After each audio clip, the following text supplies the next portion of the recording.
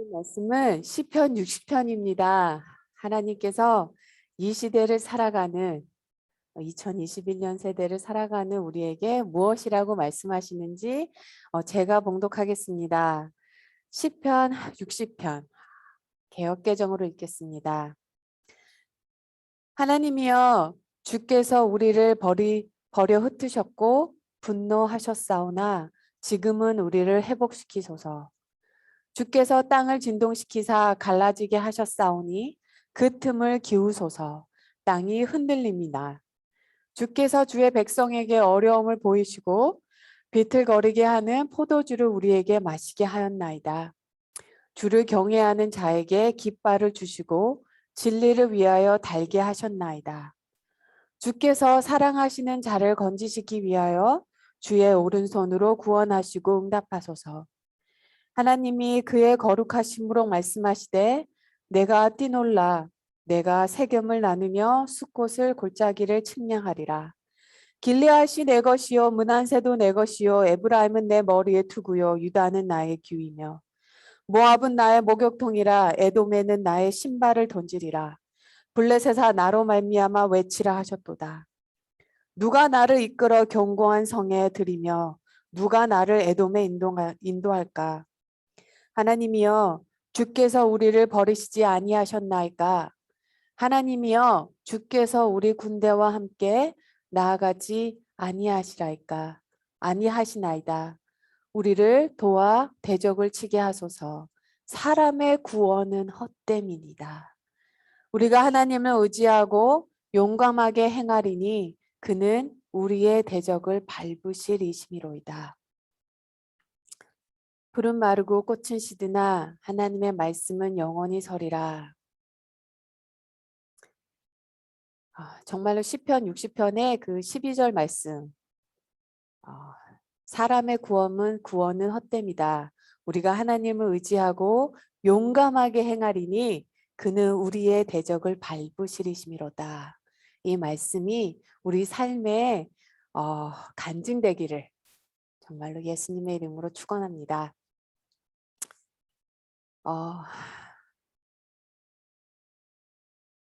제가 석사를 상담을 했잖아요.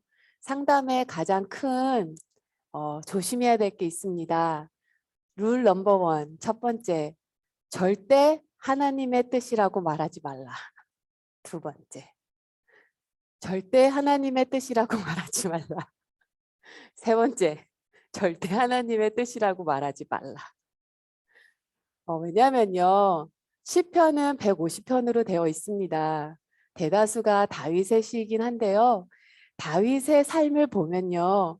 이유 없이 당하는 고난이 있습니다. 또한 자기 죄로 인해서 당하는 고난도 있습니다. 또 남의 죄로 인하여 내가 당하는 고난도 있어요. 그렇기 때문에요. 우리 삶이 참 이렇게 복잡합니다. 그렇기 때문에 이 모든 삶의 사사건건을 하나님께서 원하시는 뜻이 있다고 이렇게 한마디로 정의를 내려버리게 되면요. 나도 모르게 다른 사람에게 크게 마음을 아프게 할 수 있게 되기 때문이에요. 나도 모르게 폭력적이 되기 때문입니다. 시편 60편은요. 무슨 말씀을 하실까 참 기대하면서 시편 60편을 읽었어요. 시편 60편의 말씀은요. 수산 에돗, 즉 언약의 백합화라는 곡에 맞추어 부른 시라고 합니다. 참 좋죠? 언약의 백합화. 시편의 표제가 붙어 있기를요.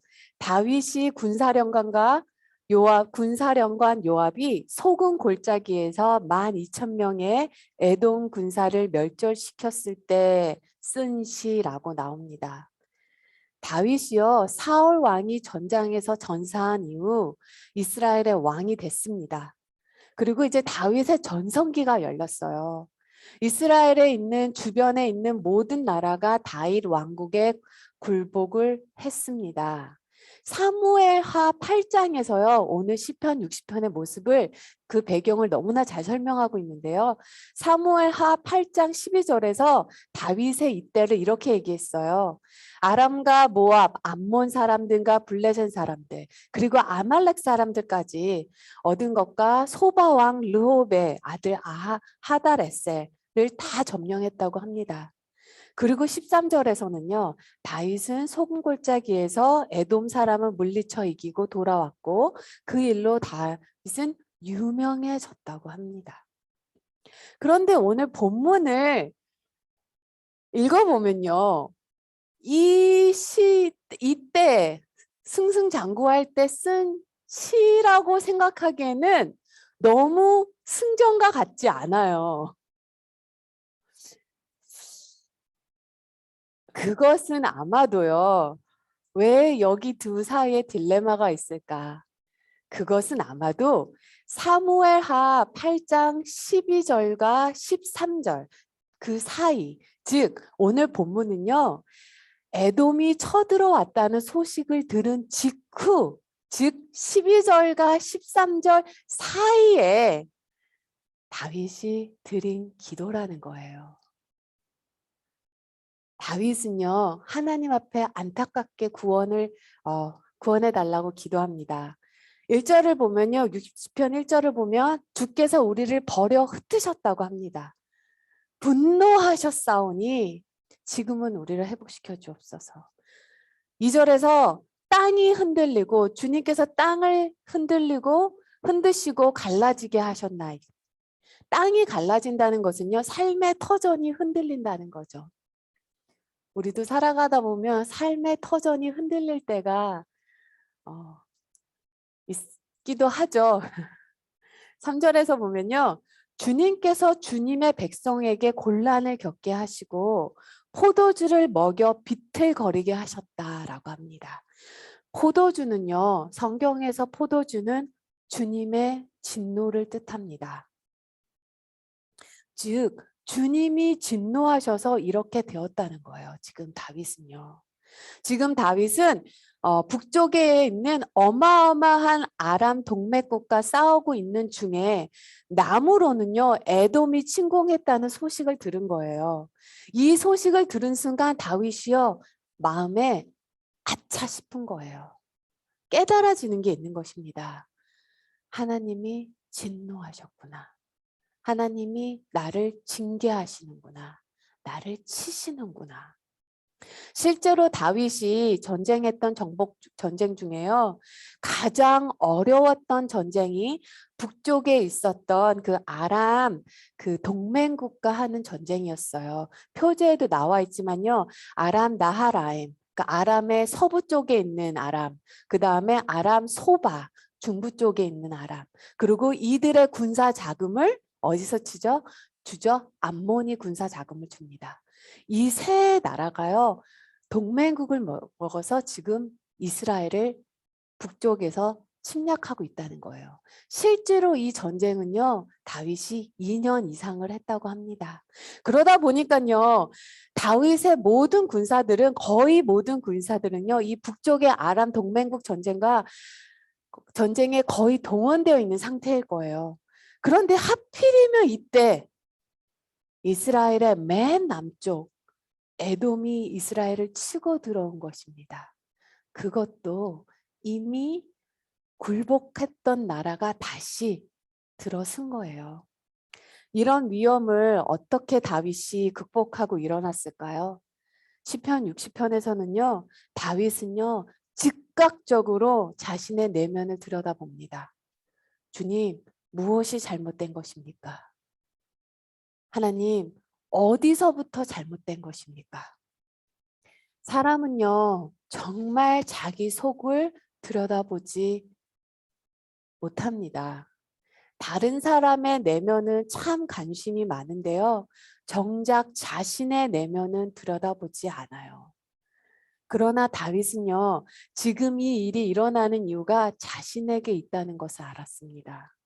하나님의 징계라고 분명히 다윗은 믿어진 거예요. 근데 다윗은요, 여기서 원망하거나 탄식하거나 낙심하지 않습니다. 다만 빨리 주님께 돌아갑니다. 하나님, 무엇이 잘못됐습니까? 그리고 두 번째로요, 다윗은 회개를 합니다. 회개라는 것은요, 회개가 갖고 있는 뜻은 하나님께 돌아간다는 거예요. 회개란 돌아간다라는 뜻입니다. 우리가 살다가 어려운 일을 만났을 때 마음속에 깨달아지는 죄가 있을 때가 있습니다. 대표적인 예가 바로 우리가 요즘에 출애굽기를 읽고 있죠. 모세가 크게 자기 남편이 죽을 것 같으니까 십보라가 뭘 하나요? 자녀들에게 할례를 베풉니다. 딱 마음속에 탁 치고 올라오는 게 있었던 거예요. 이럴 때에는요, 탄식하거나 울고 불고 할 것이 아니라 그냥 주님께 물어보면 됩니다. 하나님, 무엇이 잘못된 것인가요? 그리고 회개하면 되는 거예요. 그리고 회복을 시켜달라고 기도하면 됩니다. 여기서 중요한 것은요, 후회에 머무르지 않고 회개로 나아가는 거예요. 하나님께 돌아가는 것입니다. 많은 사람들이 후회를 합니다. 그런데 후회에만 머물러요. 후회는 회복을 가져다 주지 못합니다. 후회는 변화를 가져다 주지 못해요. 사울 왕도요, 후회하신 거 아십니까? 사울 왕도요, 사무엘상 26장에 보면 자신이 크게 잘못했다고 고백을 합니다. 사무엘 26장에 보면요, 사울이 이르되 내가 범죄하였도다. 내 아들 다윗아, 돌아오라. 내가 오늘 내 생명을 귀하게 여겼는즉 내가 다시는 너를 해하려 하지 아니하리라. 내가 어리석은 일을 하였도다. 대단히 잘못되었도다. 라고 말은 합니다. 그러나 하나님께로 돌아가지는 않아요. 가룟 유다도요, 자신의 죄를 깨닫고 후회했습니다. 그러나 회개하지는 않았어요. 하나님을 바라보지 않았습니다. 결국 그는 자살했어요. 베드로는요, 후회했습니다. 그런데 베드로는요, 후회하는 거에서 끝내지 않았어요. 예수님을 다시 바라봤습니다. 주님께 다시 돌아갔어요. 회개했어요. 그리고 베드로는요, 주님의 제자로 놀라운 삶을 살게 됩니다. 살다 보면요, 후회할 일을 하게 되죠. 문제는요, 후회에서 벗어나지 못하고 계속 자책하며 그 속에 머문다는 것입니다. 후회에 머무르면요, 낙심하게 되고요. 낙심하는 상태가 오래가면 정말 엉뚱한 생각을 하게 됩니다. 엉뚱한 결정을 하게 돼요. 그래서 두려움 속에서는 자기 삶의 큰 결정을 하지 않는 게 좋다고 합니다. 우리가 부모가 동시에 자살하는 것을 요즘에 좀 많이 보게 되죠. 우리 근처에 가까이 있는 계신 분도 참 안타까운 소식을 몇 년 전에 들었는데요. 그 어려움으로 인한 그 마음 때문에 뭐라고 쉽게 말할 수는 없는데요. 그러면서 자녀에게 유서를 쓰신 내용이 자녀들 보고 행복하게 살으라고 합니다. 행복하게 살아. 그런데 생각을 해보세요. 부모가 자살을 했는데 자녀들이 어떻게 행복하게 살 수 있겠습니까? 사람이요, 낙심에 오래 머물면요, 이런 말도 안 되는 결정을 하게 돼요. 주님 다시 바라봐야 되는 것이 살 수 있는 길입니다.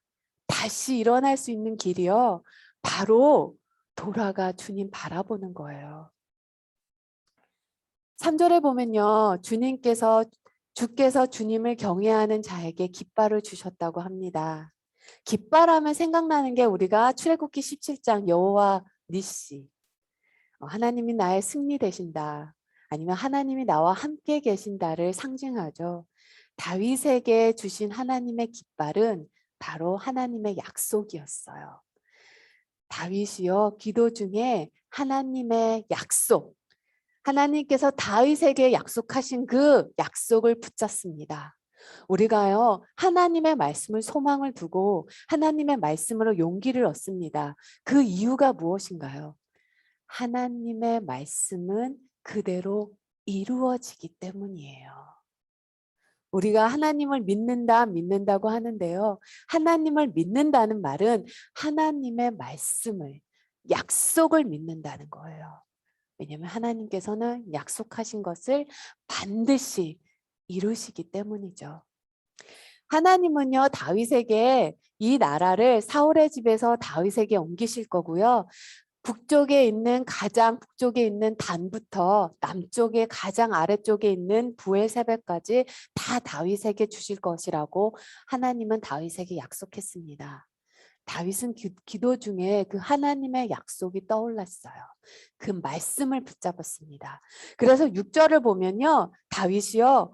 하나님이 그의 거룩하심으로 말씀하시되 내가 뛰놀리라.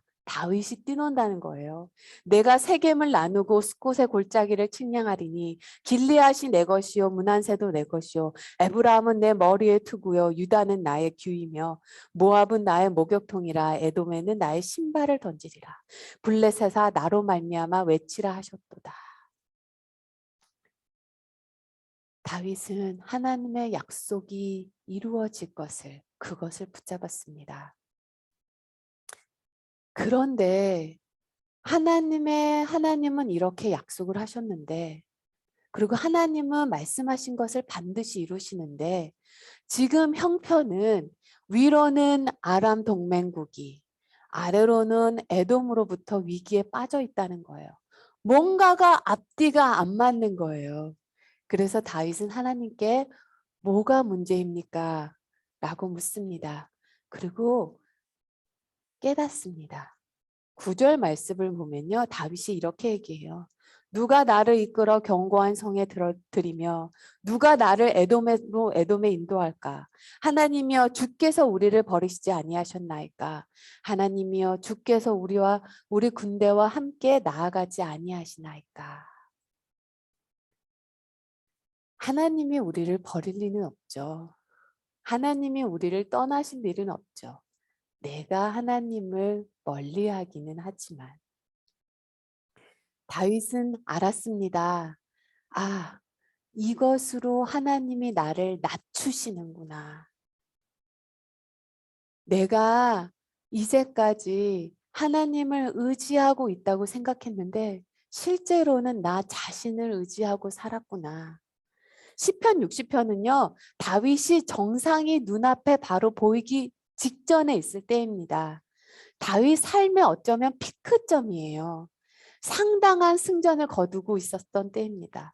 그러다 보니까요. 다윗은 겉으로만 하나님을 의지한 것이고 실제로는 자기 자신을 그리고 자신의 충성스러운 부하들을 군인들을 장군들을 의지했던 자기 모습을 보게 된 것입니다. 막상 위기의 상황에 부딪혀 보니까 그러지 않고 있는 자신의 모습을 보게 된 거예요. 그리고 주님을 다시 바라봅니다. 주님이 어떠한 분이신지 주님을 다시 바라봅니다. 사람이요, 자신이 바라보고 있는 자신의 시선을 바꾸는 것이 쉬운 것 같지만 결코 그렇지 않아요. 민수기 21장을 보면요. 이스라엘 민족이 원망할 때 하나님이 보내신 불뱀 독사에 물려 이스라엘 백성이 수없이 죽어나갑니다. 알라바마도 더워서 그런지요. 개미한테 물리면 어느 때는 한 달이 간지러워요. 그 더운 광야에서의 독사는 얼마나 지독했겠어요.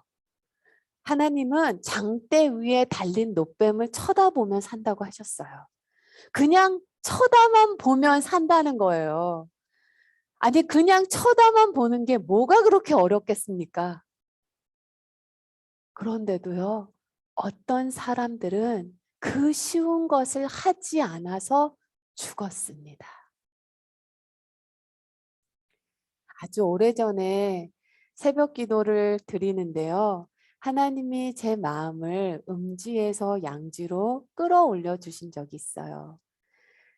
저는 제가 예전에 섬기던 담임 목사님께서 정말로 주중에 성경 공부만 거의 5~8개가 있었습니다. 낮에, 오후에, 밤에, 새벽기도, 매일매일 새벽기도에 주일 예배.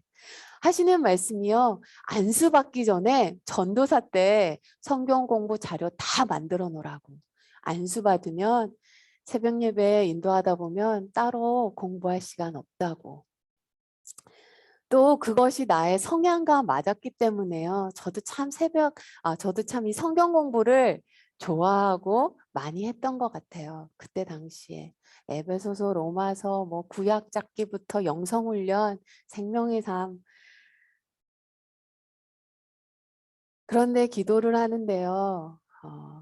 제 안에 이런 마음이 있더라고요. 벌밍햄의 다른 목사님들은 이렇게 하지 않는데.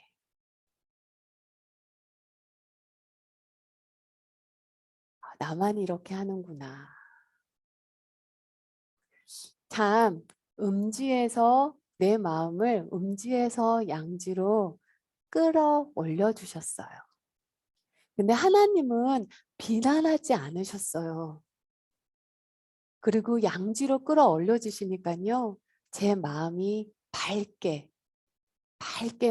이렇게 드러났습니다. 그렇게 저는 다시 돌아보게 됐고 회복되었고 그리고 저는 주님을 더 많이 사랑하게 됐어요. 우리가 때때로 실패하고 무너질 때가 있습니다. 그럴 때요. 울고 불고 할 일이 아니라 사람 원망하고 환경 탓하고 그럴 게 아니에요. 그렇게 한다고 해서 억울한 것이 안 억울해지지 않더라고요. 그럴 때는 주님 무엇이 잘못된 것입니까? 묻고 회개하고 주님께 다시 돌아가면 됩니다. 그 쉬운 것, 그냥 보면 되는 것을 하지 않아 죽은 사람들이 엄청 많다는 거예요. 광야에서. 하나님이 우리에게 회개하시라는 것은 우리를 비난하기 위해서 심판하시기 위해서가 아닙니다. 우리를 너무나 사랑하시기 때문에요. 간절히 우리에게 회개하라고 말씀하십니다. 사실 저도 징계는 무서워요. 아니 마음 아픈 거 고난 받는 거 좋을 사람이 어디 있습니까? 그런데요. 생각을 해보면요. 우리가 그 부자와 거지 나사로 얘기 너무나 잘 알죠. 누가복음 16장에 나오는 우리가 좀 생각을 해보면요. 이 회개할 때를 놓친 부자 입장에서는요. 그 저 땅 아래 지옥에 있는 그 부자 입장에서는요. 이 땅에서 지금 우리 이 땅에서 비록 하나님의 징계 아래라도 비록 고난 중에 있더라도요. 아직 회개할 기회가 있는 우리가 얼마나 부럽겠어요. 수천 번, 수만 번 바꾸고 싶을 것 같아요. 우리가 그런 축복 아래에 있다는 거예요. 주님께 돌아갈 수 있는 그 축복 아래에 지금 우리가 살고 있다는 것입니다.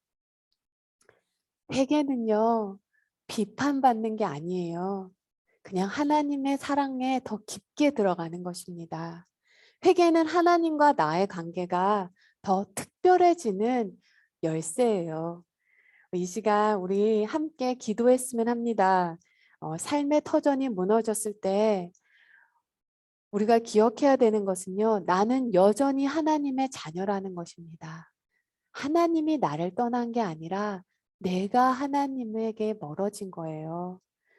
어려울 때는 주님 더 붙잡아야 함을. 그리고 주님의 약속이 믿어지는 우리가요. 이 성경에 있는 하나님의 약속이 다 믿어진다면 얼마나 놀라운 삶을 살 수 있을까요?